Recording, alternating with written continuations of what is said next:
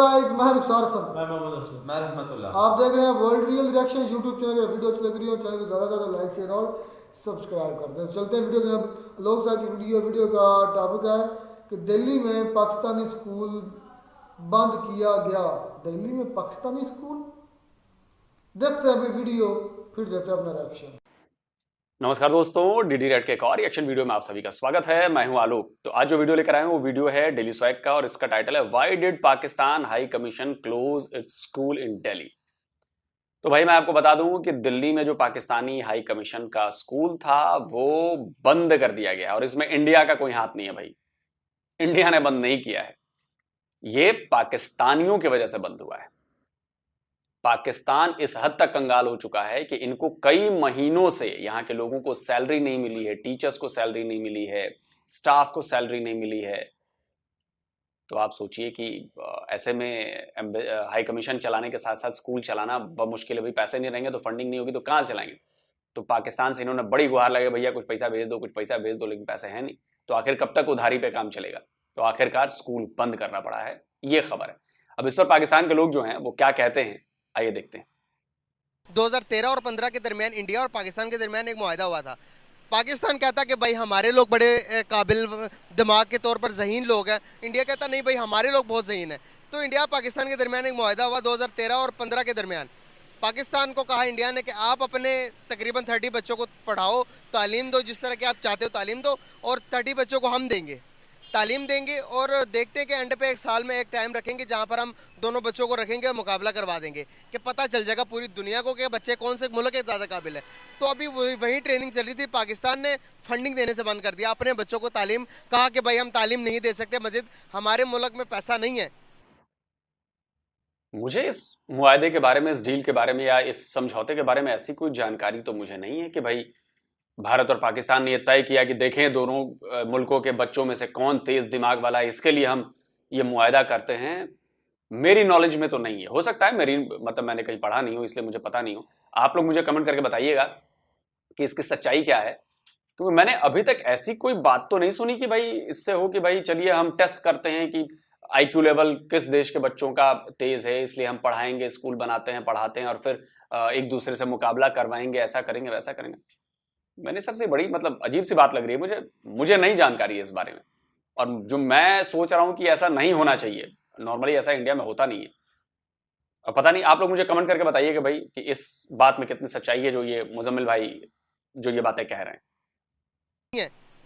तो क्या समझते हैं आपके एक मुल्क जो कि इंडिया है वो भाई अपने बच्चों को तालीम दे रहा है, दूसरी तरफ हम हैं जो कि हमने भाई हाथ उठा दिए। अभी बताएं कि कितनी बड़ी बिस्ती है ये कि एक मुल्क जिसे हम कहते हैं कि भाई एटम में हम सबसे आगे, लड़ाई कर लो जितनी मर्जी, इल्म के बाद आई तो हम भागे उनमें से। क्या कहना चाहेंगे? बेसिकली तालीम तो फिर आपकी जो है ना वो सेकंड प्रायोरिटी पे आती है। फर्स्ट प्रायोरिटी इज़ आपका जो फूड है, आपकी जो नेसेसिटी है, आपने ज़िंदा कैसे रहना है, पानी है, खाना है, तो आपको तो वही मुहैया नहीं हो रहा आपकी गवर्नमेंट की तरफ से। तो आप तालीम के ऊपर तो ये कभी सोच ही नहीं सकते। ये तो कोई भी हो, कोई भी हुकूमत हो, सिवाय मेरा ख्याल से इमरान खान ने थोड़ा सा इसके ऊपर वर्किंग वगैरह की थी। लेकिन बात यह है कि एक जनरल सा सवाल है कि अगर आपके पास रोटी ही ना हो खाने के लिए या पानी पीने के लिए ना हो, तो आप उसका अपने कैरियर के बारे में तो सोच ही नहीं सकते, या आप अपनी तालीम के बारे में तो सोच ही नहीं सकते ना उस वक्त, क्योंकि आपकी प्रायोरिटीज़ ही चेंज हो जाएंगी। आपकी प्रायोरिटी होगी उस वक्त फूड मिल जाए मुझे किसी तरीके से। फिर यहाँ पर आपकी बात मैं गैडिट कर रहा हूँ कि आपने कहा कि फर्स्ट प्रायोरिटी फूड है, उसके बाद तालीम है। तो सर मैं यहाँ पर बात करना चाहूँगा, अभी मैं 10 बंदों के पास चला जाऊँ मांग लेके, आप मेरे साथ चलिएगा, मैं उन्हें जैसे कश्मीर की बात करूँगा वो कहेंगे कि हम भूखे भी रह लेंगे, कश्मीर हासिल करेंगे। कभी हमने कश्मीरियों से पूछा कि आप क्या चाहते हैं, वो 25 रुपए का आटे के पीछे छोड़कर क्या 160 रुपए का आटा लेने आएंगे, 180 रुपए के लिए हमारे पास आएंगे? कभी भी नहीं सर। अभी तो आप कश्मीर की भी तो बात कर ही रहे हैं, आप बांग्लादेश वालों को देख लें, आप वहाँ पे जाके विज़िट करें, वो शुक्र कर रहे होंगे कि हम इनसे डिफरेंट हो गए हैं, हम इनसे अलहदगी अख्तियार कर चुके हैं। तो आज बांग्लादेश, आज श्रीलंका से भी जो है वो आपकी जो इकॉनमी है ना आपकी, उससे नीचे चली गई हुई है।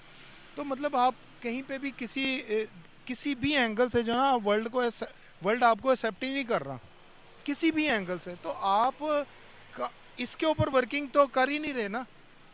कि वर्ल्ड हमें एक्सेप्ट करे। आप तो अपनी इंटरनल जो है लड़ाइयाँ और आवाम जो है वो इसी तरह बेचारे खजल। आप हमसे ज्यादा अच्छे नहीं है नरेंद्र मोदी जो कि अपने मुल्क को देखे कहाँ पर ले गए, दुनिया की पांचवी बड़ी मैशत बना ली। सर देखें, वो हमारे जो है ना जो हमारे बड़े हैं ना, उन्होंने हमारे मेंटेलिटी ऐसी कर दी है कि Narendra Modi is very bad boy, और वो जो है वो हमारे लिए क्या, वो अपने देश के लिए भी जो है ना वो सिंसियर नहीं है। आप देखें कि वो जब से आया है उसने अपने मुल्क की इकोनॉमी को और हर तरह से, हर लिहाज से जो है ना अपनी कंट्री को जो है ना वो ऊपर लेकर गया। आप नेक्स्ट 11 में आपकी जो है वो आ गई है। और अभी रिसेंटली जो है तकरीबन 16-17 मुल्कों ने जो है इंडिया की करेंसी को ट्रेड के लिए एक्सेप्ट कर लिया है। तो इसका मतलब ये है कि वो दुनिया उनको मान रही है, एक्सेप्ट कर रही है। और आप देख लें कि जितनी आईटी टेक्नोलॉजी और जितनी डिजिटल कंपनीज हैं ऑल ओवर द वर्ल्ड, आप देख लें कि वहाँ पे एम्प्लॉई ज़्यादातर इंडियन है एज़ कम्पेयर टू पाकिस्तान।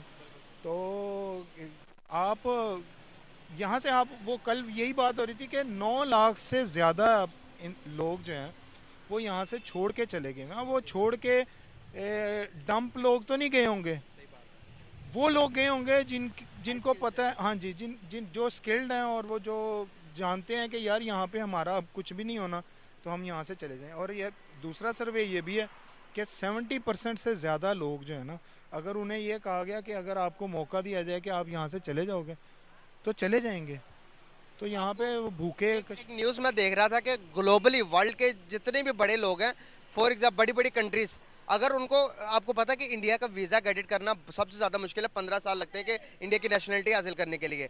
अभी काफ़ी ज़्यादा, मैं न्यूज़ के मुताबिक दे रहा था कि लोग अब अप्लाई कर रहे हैं इंडिया पे, लोग अब इंडिया शिफ्ट होने में। देखिए ना, दुनिया की पांचवी बड़ी मैशत बन गई भाई, डेवलपमेंट के लिहाज से वो कहाँ चली गई। अभी भी हम समझते हैं कि वहाँ पर शौचालय नहीं, वॉशरूम नहीं है, लोग सड़कों पर सोते हैं। भाई सोते होंगे, मैं ये नहीं कह रहा नहीं सोते होंगे, बहुत ना होने की तादाद में है। अभी यहाँ पर देखें कि भूखमरी कितनी ज़्यादा हो गई है। हम अपने कीड़े नहीं निकालते, हम दूसरों के कीड़े निकालते हैं। कामयाब कब होंगे आप? हम कामयाब नहीं होंगे सर। हमारे जो है ना इश्यूज़ ना सिर्फ पॉलिटिकल हैं, हमारे इश्यूज़ इंटरनल भी हैं। और फिर फरमान भी तो यही है कि जैसे ही अवाम होती है वैसे हुक्मरान है। तो आज हमारी ये हालत जो है ना सिर्फ और सिर्फ उस बंच ऑफ मैनेजमेंट की वजह से नहीं है जो ऊपर बैठे हुए हैं, ये हम लोग सारे ज़िम्मेदार भी हैं। हाँ, ये है कि हमें मेंटल लेवल पे जो है ना मेंटल स्ट्रेस इतना दिया गया है मुआशी हालात की वजह से कि हम उसको अच्छे तरीके से सोच ही नहीं सके। तो इसमें कहीं ना कहीं वो भी जिम्मेदार हैं और बाकी हम भी जिम्मेदार हैं इस चीज़ के। आप लास्ट पे आखिरी सवाल पूछूंगा, टर्म्स जो हैं इंडिया के साथ अभी अच्छे करने चाहिए या नहीं? क्या समझते हैं आपके जो भी पॉलिटिशियन आता है यहाँ पर कश्मीर को बात लेकर जज्बात के साथ खेलकर वोट ले जाता है, लेकिन हमारे लिए कुछ नहीं करता। जब भी कोई बात करते हैं हम पूछते हैं कि भाई तुमने हमारे लिए क्या किया, तो वो कहते हैं कि कश्मीर का मसला बड़ा संजीदा, आपके मसाइल से ज़्यादा। बताइएगा कि भूखे मर रहे हैं यहाँ पर लोग, हमसे ज़्यादा मसला ज़्यादा कश्मीर का बड़ा। जो अभी यहाँ पर अवाम और हुक्मरान, जो अवाम और जो गवर्नमेंट आपस में लड़ रही है, इसका बताइए ये ज़्यादा बड़ा मसला है या कश्मीर का ज़्यादा बड़ा मसला? आप बिल्कुल दुरुस्त फरमा रहे हैं कि अभी मैं भी यही कहने लगा था कि देखें, इंडिया से ताल्लुकात जो है वो भी आपकी सेकंड प्रायोरिटी होनी चाहिए। पहले तो आप अपने घर को देखें भाईजान, घर को कैसे बनाना है आपने, आप वो देखें, फिर आप इंटरनेशनल जो है ना, आप इंडिया के साथ, श्रीलंका के साथ, अफ़गानिस्तान के साथ अपने ताल्लुकात बेहतर बनाएं। आप तो पहले ये बताएं कि हमने अपनी अवाम के साथ क्या सलूक करना है, हमने अवाम को क्या रिसोर्सेज देने हैं और क्या फैसिलिटीज़ देनी है। तो कम से कम गवर्नमेंट पहले ये सोचे, उसके बाद देखें। इंडिया ने भी हम तरक्की की है, हमसे डिस्कनेक्ट होके ही की है। जितने हमारे उनसे बुरे ताल्लुकात हैं उतने ही उनके बुरे ताल्लुकात हमारे साथ हैं। तो ये मैटर नहीं करता कि हमारे आज इंडिया से अच्छे ताल्लुकात होंगे तो हमारी इकोनॉमी को अच्छी जो है ना वो रेज मिलेगा। ये बात मैं बिल्कुल भाई की सही मानता हूं कि जब से हम डिस्कनेक्ट हुए ना, तो हमारे ग्रोथ में ज्यादा तेजी आ गई है। हम पाकिस्तान के साथ जब तक कनेक्ट हो रहे थे तब तक हम, मतलब हमारे पैरों में जंजीर बांध दी गई थी और जब भी हम तेज भागने की कोशिश करते तो वो जंजीर पीछे खींच लेती। बिल्कुल बोझ है पाकिस्तान, और इसीलिए मैं कहता हूं कि हमें इस बोझ को दोबारा अपने से नहीं जोड़ना। हमें नहीं कोई कारोबार करना, हमें नहीं कोई आना जाना करना, हमें कोई संबंध नहीं बढ़ाने, हमें कोई अमन की आशा नहीं करनी। आप अपने देश में खुश रहिए, हमें हमारे देश में खुश रहने दीजिए। आप अपने देश को दुनिया का नंबर 1 देश बना दीजिए। हम जो कर रहे हैं, हम अपने देश को जो भी अच्छा लग रहा है हमारे अपने देश के लिए, हम वो कर रहे हैं। हमें आना जाना क्यों करना है? हमें प्यार मोहब्बत क्यों बढ़ाना है? क्या 75 ईयर्स में हमने प्यार मोहब्बत बढ़ा के चीजें नहीं देखी? 75 ईयर्स में हमने दोस्ती का हाथ नहीं बढ़ाया?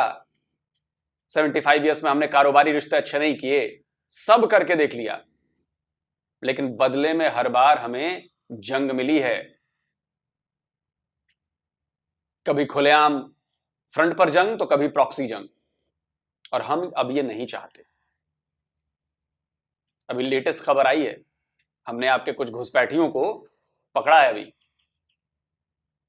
2 या 3 पकड़े गए हैं, 2-3 को हमने ठोका है, वो भागे हैं, गोली लगी उनको, भागे हैं वो। जम्मू कश्मीर की बात बता रहा हूं मैं। और भारी मात्रा में उनके साथ हथियार और बाकी चीजें भी बरामद हुई। तो देखिए, आप लोग तो कनेक्शन बनाने की कोशिश कर रहे हैं और हम वो कनेक्शन काटने के लिए बैठे हुए हैं। और जैसे ही आप थोड़ा कनेक्शन आगे बढ़ाते हैं, हम खट से काट देते हैं उसे। तो कनेक्शन काटने का हुनर हमने सीख लिया है और अब हम काट रहे हैं आपको। नहीं रखना भाई कोई रिलेशन। भाई आप अपने घर में खुश रहिए ना, क्या प्रॉब्लम क्या है आपको? आप अपने घर में खुश रहिए। आप अपने घर को जन्नत बना दीजिए, आप अपने घर को नंबर 1 दुनिया की इकॉनमी बना दीजिए। भैया हमें बख्श दीजिए, हमें कोई फर्क नहीं पड़ता। जो करना है करिए, अपने अपने अपने देश में रहकर करिए। हाँ, हमारे देश में घुसने की कोशिश करेंगे तो यही कटंत विद्या चालू हो जाएगी। तो कनेक्शन काटना हमारी आर्मी जानती है और कनेक्शन काट रही है। रेस तब मिलेगा जब हम अपने साथ सिंसियर हो जाएंगे। बहुत शुक्रिया, बहुत अच्छा लगा आपसे बात करके। Thank you so much and nice to talk with you.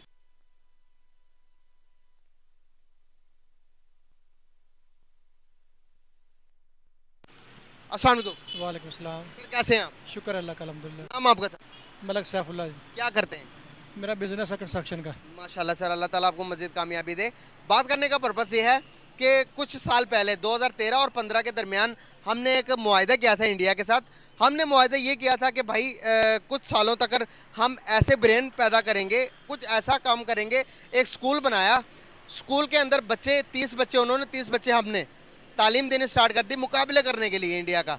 हमने कहा कि भाई हमारे बच्चे, हमारा ब्रेन बड़ा तेज़ है, आप लोगों से कई गुना तेज़ है, हम भी स्कूल बनाते हैं, आप भी स्कूल बनाओ एक स्कूल। और कुछ सालों के बाद हम बिठाते हैं इंटरनेशनल लेवल पर, बिठाकर ब्रेन चेक करवाएंगे किसका ज़्यादा तेज़ है। तो सर वो स्कूल तो स्टार्ट हो गया, लेकिन अभी कुछ टाइम हुआ कि हमारे जो हाई कमीशन हैं सर, स्कूल के अंदर फंडिंग नहीं हो रही। और जो स्कूल के अंदर टीचर्स हैं, जो बच्चे हैं, उनको खाने पीने का, उनको जो उनकी सैलरीज है वो नहीं दे रहे। तो इंडिया भी असरा हम पर कह रहे कि तुम लोग तो मुकाबला करना चाहते थे हम पर एजुकेशन की, तुम्हारे उधर तो रोटी पूरी नहीं हो रही। क्या कहना चाहेंगे, क्या हम इंडिया का मुकाबला कर सकते हैं ये जो सिनेरियो चल रही है इन सबको देखते हुए? नहीं, जो मौजूदा सियासी सूरत है इसमें तो नहीं कर सकते। जब तक इलेक्शन नहीं होंगे, मुल्क ये हमारा इकानमी जो वो स्टेबल नहीं होगी, तो इस तरह रहेगा। तो इसलिए ज़रूरी है इलेक्शन हो, दोबारा इलेक्शन हो, और जिसके पास भी गवर्नमेंट है वो 5 साल पूरे करे, उसको पूरे 5 साल करने चाहिए। उसके बाद देखें, अगर वो नहीं परफॉर्म करते तो फिर नेक्स्ट कोई और गवर्नमेंट है। अवाम को ये चूज़ करने दें, अवाम का हक है ये। बिल्कुल सही सर। जिस तरह से हम हर मामले के ऊपर इंडिया के साथ अपने आप को कंपैरिजन करते हैं, कहते हैं कि इंडिया का मुकाबला करते हैं, हम अपने न्यूक्लियर मिसाइल का करते हैं, हम अपने स्पेस एजेंसीज का करते हैं। स्पेस के तो खैर हम कर भी नहीं सकते सर, उन्होंने चंद्रयान 3 भेजने का भी प्लान कर दिया, उन्होंने अपने नेगोशिएशन सिस्टम भी खला में भेज दिया। आप अपनी वो मैप खुद देखा करेंगे। क्या भेज दिया? नेगोशिएशन सिस्टम, नेविगेशन सिस्टम शायद कहना चाह रहे हैं। नेविगेशन सिस्टम हो जाता है, slip of mind, slip of tongue हो जाता है, मेरे से भी हो जाता है भाई, कई बार मेरे से भी गलतियां हो जाती हैं। तो शायद ये नेविगेशन सिस्टम के बारे में बात कर रहे हैं, जो हमने हाल ही में अभी छोड़ा है, जो हमारा रीजनल सैटेलाइट सर्विस है। जैसे जीपीएस है, अमेरिकन ग्लॉसनोस है, रशियन, चाइनीज है, बेदू या बीदू जो भी नाम है उसका, वैसे ही हमारा भी है, वो नाविक है।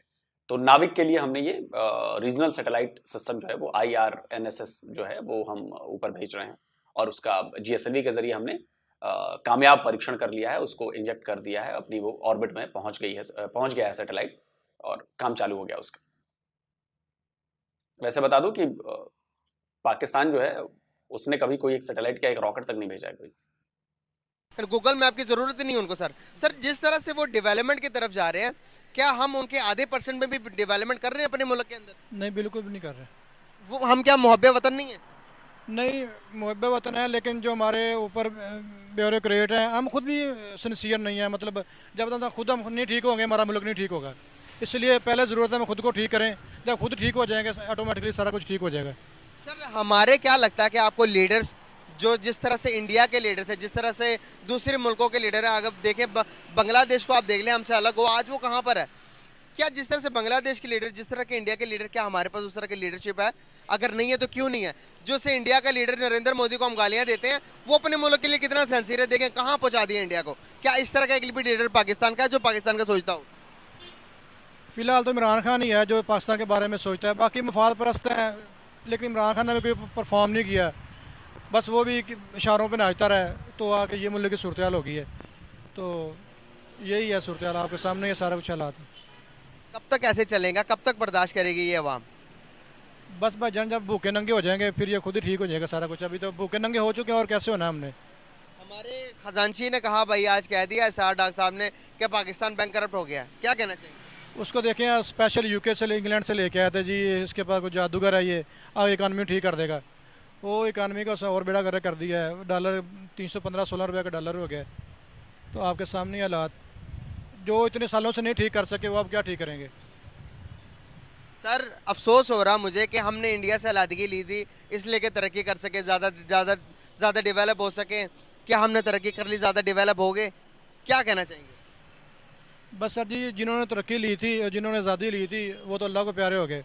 तो उसके बाद सारे मफाद पर टोला आ गया। हर एक को अपना मफाद है, अपना पेट भर लें, और दूसरे अवाम और जो जो जहाँ जाता है वो जाए। जिसका वो दाव लगता है वो लगा लेता है, चाहे वो अवाम हो, चाहे वो ब्यूरोक्रेट हो, चाहे वो हुक्मरान हो, सब अपना अपना सोच रहे हैं। अगर इसी तरह चलता रहा तो क्या क्या फ्यूचर देख रहे हैं, क्या मुस्तकबिल देख रहे हैं पाकिस्तान का? क्या हम किसी भी मुल्क का मुकाबला कर सकते हैं? नहीं, चोर बाजारी में तो कर सकते हैं कि जी हम दाशा लगा लेते हैं, अच्छा दाग लगा लेते हैं, टोपी अच्छी घुमा लेते हैं, भाई यही है, और क्या हमने करना है। अगर आपको आज वज़ीर आज़म बना दिया जाए तो सबसे पहले कौन से मुल्क के साथ अपने ताल्लुकात बेहतर करेंगे? जो हमारे नेबर्स हैं उनके साथ ही हमारे अच्छे ताल्लुकात होने नेबर्स में चाहिए। चाइना हो गया, अफ़गानिस्तान हो गया, रशिया हो गया, इनके साथ मतलब हमारे अच्छे। इंडिया के साथ नहीं करने चाहेंगे? दुनिया की 5वीं बड़ी मैशत है। रशिया नेबर कैसे हो गया? मतलब रशिया पाकिस्तान का पड़ोसी है, मैप पर तो नहीं है शायद। रशिया और पाकिस्तान पड़ोसी नहीं है भाई, रशिया तो हमारा भी पड़ोसी नहीं है, पता नहीं। होने चाहिए, हर के साथ होने चाहिए, मुकाबला अपनी जगह, लेकिन अच्छे ताल्लुकात होने चाहिए। मतलब डिप्लोमेटिक जो रिलेशन है वो उनके साथ अच्छा बिल्ड होना चाहिए। दुश्मनी, सर दुश्मनी कहेंगे तो इंडिया और चाइना के दरमियान भी है, लेकिन ट्रेड कभी बंद नहीं की उन्होंने। देखे ना कितने प्रोफेशनल लोग हैं वो, ट्रेड बंद नहीं की। और लद्दाख का मसला तो उनके ऊपर काफ़ी देर से चलता हुआ आ रहा, ट्रेड बंद नहीं की। दुनिया को इतना बड़ा मैसेज दिया भाई, जो उनसे आपको ज़मीनी फसादात जो मसाइल हैं वो अपनी जगह, दुश्मनी अपनी जगह, लेकिन ट्रेड कारोबार अपनी जगह। ऐसे ही है, देखें अगर जंग के चक्करों में पड़े रहेंगे तो फिर तो हमारे वो हालात ख़राब ही होंगे। ठीक है ना, सुलह सफाई की तरफ आएंगे, मामला अच्छे होंगे तो सुकून होगा, हर तरफ सुकून, पूरे खित्ते में सुकून होगा। कोई मैसेज देंगे आवाम को? भाई यही है कि जो अच्छे हुक्मरान को चूज़ करें और पाकिस्तान के लिए दुआ करें, अल्लाह ताला सबके लिए अच्छे हालात पैदा करे, सबके लिए अच्छा बिजनेस पैदा हो यहाँ पे, यही है। बिल्कुल सही, बहुत शुक्रिया, बहुत अच्छा लगा बात करके, थैंक यू सो मच। तो दोस्तों वीडियो खत्म हो गया और आपने देख लिया। बड़ा अफसोस हुआ ये सुन के कि भाई पैसे के चक्कर में पाकिस्तानी हाई कमीशन का स्कूल बंद करना पड़ा है दिल्ली में। आप सोचिए, बेचारे कब से, एक तो पाकिस्तान की इज्जत के लिए बेचारे कब से बोल नहीं रहे होंगे, लेकिन जब सर से पानी ऊपर चला गया तभी उन्होंने ऐसा कदम उठाया है। और वो जानते हैं कि ऐसा कदम उठाएंगे तो भाई दुनिया भर में यह खबर फैलेगी, मीडिया में यह खबर जाएगी, पाकिस्तान का नाम जो है वो बदनाम होगा, पाकिस्तान पर लोग हंसेंगे, देखेंगे बताओ ये स्कूल चलाने के लायक भी पैसे नहीं है पाकिस्तान के पास। जाहिर सी बात है कि वो जो बच्चे उसमें पढ़ रहे होंगे पाकिस्तानी हाई कमीशन के, वो उन परिवारों के बच्चे होंगे जो पाकिस्तानी हाई कमीशन में काम कर रहे हैं, जो पाकिस्तान के लोग हैं, उन बच्चों का भविष्य क्या होगा? अब उनकी पढ़ाई रुक गई, सब कुछ रुक गया, वो बेचारे क्या करेंगे? जबकि सोचिए कि इतने हायर पोस्ट पे हैं, डिप्लोमेट्स होंगे और भी कई लोग होंगे, सपोर्ट स्टाफ होगा उनका पाकिस्तान का ही, उनके बच्चे पढ़ रहे होंगे। अब आप सोचिए कि जब इतने हाई पोस्ट पर जो बंदे बैठे हैं वो अपने बच्चों को नहीं पढ़ा पा रहे हैं, तो पाकिस्तान के आम लोगों की हालत क्या होगी? इससे बिल्कुल क्लियरली अंदाजा लगाया जा सकता है। नॉर्मली क्या होता है कि घर के अंदर क्या चल रहा होता है आप पर्दे लगाकर छुपा देते हो, लेकिन जो अगर घर के बाहर जो चीज है उसको आप चमका के रखते हो कि यार नाम खराब ना हो। तो ये जो एम्बेसीज हैं या हाई कमीशंस हैं, ये वही वो जगह हैं जिनको चमका के रखा जाता है, जिनको भले अंदर दिक्कत आती रही, इनको दिक्कत नहीं आने दी जाती। लेकिन देखिए यहाँ पे फंडिंग रोक दिया, पता नहीं कितने महीनों से, हो सकता है पिछले 1 साल से इनको सैलरी ना मिली हो सकता है, तभी तो ऐसा कदम उन्होंने उठाया। और ये कोई नई बात नहीं है। मुझे याद है कि अमेरिका की कोई एम्बेसी थी पाकिस्तान की, उसकी बिल्डिंग थी, उसको नीलाम करना पड़ा पाकिस्तान को, और एक इंडियन ने ही बोली लगाई थी उसको नीलाम के लिए, $5 मिलियन की या 25 जो भी था, कुछ $1 मिलियन की बोली लगाई थी उसने। तो आप सोचिए कि ये तो पैसे के लिए अपने जो है वो बेच रहे हैं। इन्होंने अपने जो 3 सबसे बड़े एयरपोर्ट हैं वो भी गिरवी रख दिए हैं शायद पैसे के लिए, ऐसी भी खबरें आई थी। और भी कई चीजें जो है वो गिरवी रखने जा रहे हैं। तो यकीन मानिए अंदर ही अंदर बहुत सारी चीजें गिरवी रखी जा चुकी हैं, और पाकिस्तान की हालत ऐसी है कि बस छुपाया जा रहा है कि नहीं डिफॉल्ट नहीं हुआ, डिफॉल्ट नहीं हुआ, डिफॉल्ट नहीं हुआ। बस एक ही दिन बम फूटेगा और फिर सब छोड़ के भाग जाएंगे यहाँ से। जितने भी बड़े बड़े बैठे हैं ना, सब वापस अपने अपने डुअल सिटीजनशिप ले ही रखी है। लंदन में और दूसरी जगहों पर, कनाडा में, इनके घर परिवार सब अरबों डॉलर रखे ही रखे हैं। इनको कोई दिक्कत नहीं है, ये तो भाग जाएंगे। फंसेगा कौन? फंसेगी आम आवाम। महंगाई की मार झेलकर तबाह और बर्बाद होंगे लोग, मरेंगे, खुदकुशियां करेंगे, ये सब करेंगे पाकिस्तान के लोग। न नेताओं को फर्क पड़ने वाला है, न बड़े बड़े पत्रकारों को फर्क पड़ने वाला है, न आपके एमएलए, एमपी और एमएनए को फर्क पड़ने वाला है। किसी को कोई फर्क नहीं पड़ने वाला, सब निकल लेंगे, पिसेंगे आप। अब देखिए कि स्कूल बंद करना पड़ा। अब सोचिए कितने कितने दुख की भी बात है, और हंसी आ रही है मुझे कि बताइए एक स्कूल नहीं चलाया जा रहा है जो अपने ही स्टाफ के लिए। तो पाकिस्तान का भी और भी बहुत कुछ बिकना बाकी है। इज्जत बिक चुकी है, इमेज बिक चुकी है, ईमान बिक चुका है, जज्बा बिक चुका है। जो कुछ बचा हुआ है वो भी बिकेगा, वो भी बिकेगा। बाजार में सब बिकेगा पाकिस्तान का, क्योंकि पाकिस्तान ने जो किया है अपने पड़ोसी देशों के साथ, जो चालाकियां की हैं, शातिरपना किया है, उसका पेबैक टाइम है। वापस तो पलट के आएगा ना। ये क्या है? कर्मा रिपीट्स। जो कर्म किए हैं वो उल्टा पलट कर आते जरूर हैं। जल्दी मिलता हूं एक और नए वीडियो के साथ। नमस्कार, जय हिंद।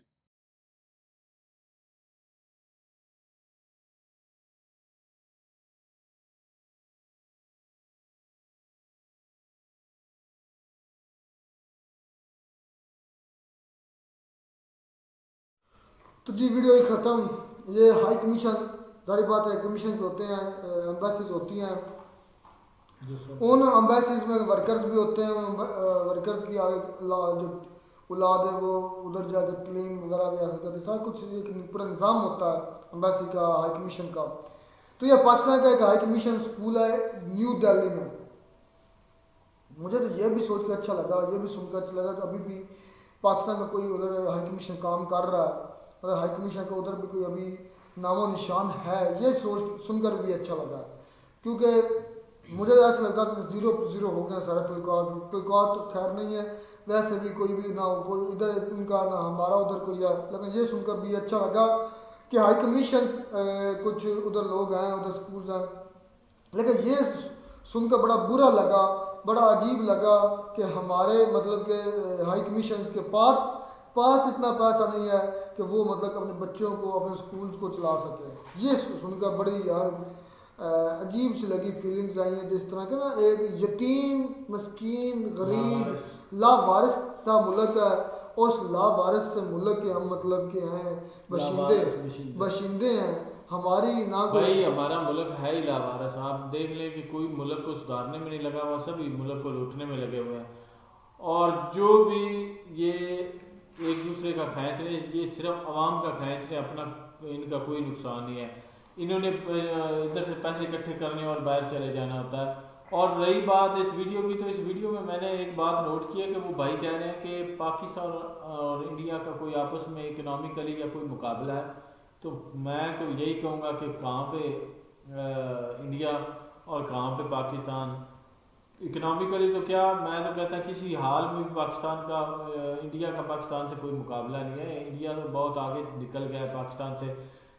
आए रोज़ बरोज़ पाकिस्तान तो बहुत पीछे जा रहा है अच्छा तरक्की करने की आलोक सर ना बरमला बड़ी डंके की चोट पर अक्सर काफी अरसे से ये बात कहते आ रहे थे कि जब से पाकिस्तान और इंडिया के तल्लुकात खत्म हुए ना तब से लेकर आज तक आलोक सर की मैंने जितनी भी वीडियोस देखी हैं उन तमाम वीडियोस में आलोक सर ने यही कहा कि हमें पाकिस्तान के साथ रिलेशन नहीं रखने।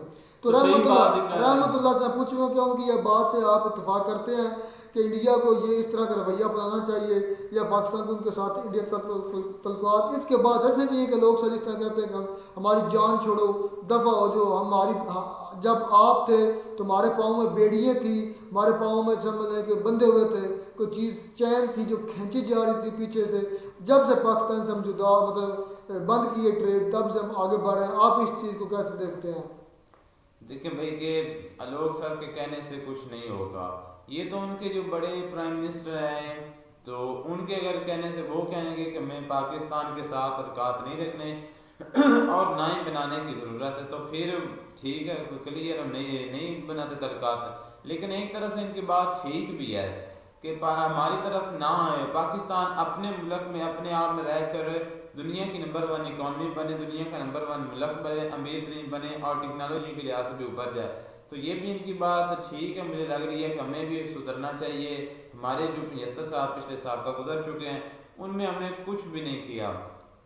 हमारे जो जितने भी प्राइम मिनिस्टर हैं या हमारे जो एक खास अदारा है उनके जितने भी जो मेम्बरान हैं कौन सा खास इदारा? कौन सा वो आर्मी का अदारा लुटेरे का, उन्होंने कुछ भी नहीं मुल्क के बारे में सोचा। अच्छा, अगर वो सोचते होंगे तो आज आलोक सर को बात करने का मौका ना मिलता। इस बात से नजर आया भाई, तो मैं तो ये बात करने से डरता हूँ, अब एहतियात करता क्या आया नजर भाई। ख्वाब में मेरे तो एक वीगो डाला है मेरे घर के सामने खड़ा है, तो मैं तो बहुत एहतियात कर रहा हूँ, इस वजह से मैं किसी का नाम नहीं ले रहा। ख्वाब में आया तो हो सकता है हकीकत में भी आ जाए।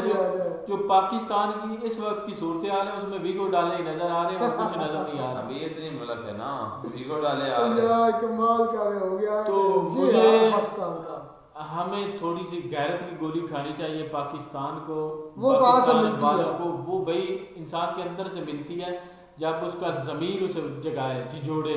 अगर अंदर से कोई आवाज़ ना आए तो समझो आपका ज़मीर मर चुका है, आप अंदर से मर चुके हैं। जिस तरह तो मुझे लगता है कि पाकिस्तान के हुक्मरान, पाकिस्तान के इदारे इस वक्त मर चुके हैं, अंदर से ही मर चुके हैं, बाहर से तो जिस तरह आलोक सर ने कहा कि हम जब घर में कोई घर है ना, मैं मिसाल देता हूँ मेरा ये घर है तो मैं कोशिश करूँगा अंदर से जैसा भी है बाहर से जो लुक है ना वो सबसे बेहतर से बेहतर आए। तो क्योंकि देखने वाले को अच्छी लुक नजर आ गई है, अंदर से किसी ने देखना नहीं। अगर 100 लोगों ने बाहर से देखा तो या 3 लोगों ने अंदर से देखना यार इसके अंदर से माहौल कैसा है। तो ये सेम सूरत कंट्री की होती है जब आपकी एम्बेसीज हाई कमीशन का ये हाल है कि उनको फीस अदा करने के लिए बच्चों को खाने के लिए पैसे नहीं है, इसके मतलब आपकी बाहर वाली लुक इतनी बुरी है तो आपके अंदर का क्या? मेरी बात सुने कि जो अमेरिका में थी ना हमारी एम्बेसी पाकिस्तान की वो भी नीलाम हो चुकी है। मैं उसकी बिल्डिंग देखी है, इतनी खूबसूरत उसकी बिल्डिंग थी, क्या खूबसूरत। और खरीदी किन्होंने? उन यहूदियों ने, उन हिंदुओं ने, उन आपका दुश्मन जिनको आप दुश्मन समझो उनको खरीद तब उनके पैसे हलाल हो गए थे। नहीं भाई वो उन यहूदियों के वो तो उनके सौदी हुई है ना, सौदा। अगर देखें कि भारत पाकिस्तान के आज भी जो हमारे लीडर है ना वो ठीक हो जाए हम पाकिस्तान इंडिया से ऊपर जा सकते हैं इंशाल्लाह। जा नहीं सकते लेकिन मैं बात करूं इंडिया जब पाकिस्तान नहीं ना रहेगा तब ये ठीक हो जाएगा। तो उम्मीद करते हैं आपको हमारी वीडियो अच्छी लगी होगी। वीडियो अच्छी लगी तो चैनल को सब्सक्राइब कर दें। मिलते हैं नई वीडियो में, आपके साथ, तब तक दीजिए इजाजत। अल्लाह हाफ़िज़।